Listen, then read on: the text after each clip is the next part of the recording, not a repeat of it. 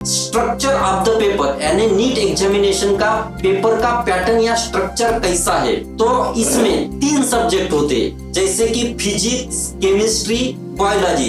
Biology में 2 part होते हैं, जैसे कि बॉटनी और जूलॉजी। तो सबसे पहले फिजिक्स। सेक्शन ए में 35 क्वेश्चन होते हैं फिजिक्स के।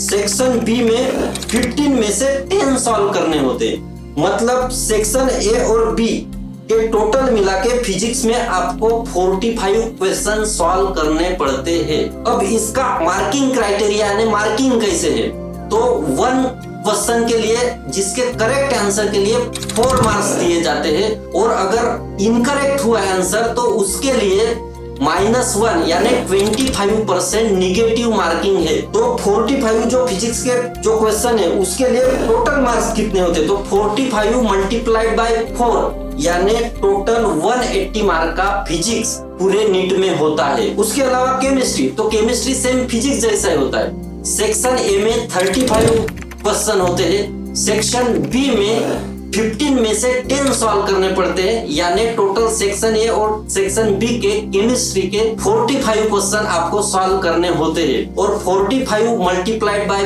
4 यानी टोटल 180 मार्क्स का केमिस्ट्री भी होता है। उसके बाद बायोलॉजी, तो बायोलॉजी में 2 पार्ट होते हैं, बॉटनी और जूलॉजी। तो सेक्शन ए में बॉटनी 35 मार्क का और जूलॉजी 35 मार्क का, और सेक्शन बी में 15 में से 10 आपको बॉटनी के सॉल्व करने पड़ेंगे, और 15 में से 10 जूलॉजी के, यानी सेक्शन बी में आपको टोटल बायोलॉजी 30 में से 20 सॉल्व करने पड़ेंगे। तो सेक्शन ए और सेक्शन बी दोनों का टोटल बायोलॉजी का 70 + 20 यानी टोटल 90 क्वेश्चन आपको बायोलॉजी के टोटल सॉल्व करने पड़ते हैं, जिसमें बॉटनी और जूलॉजी के आधे आधे होते हैं। टोटल 90 क्वेश्चन मल्टीप्लाइड बाय 4 यानी 360, यानी टोटल बायोलॉजी, बॉटनी और जूलॉजी मिलके 360 मार्क्स का होता है।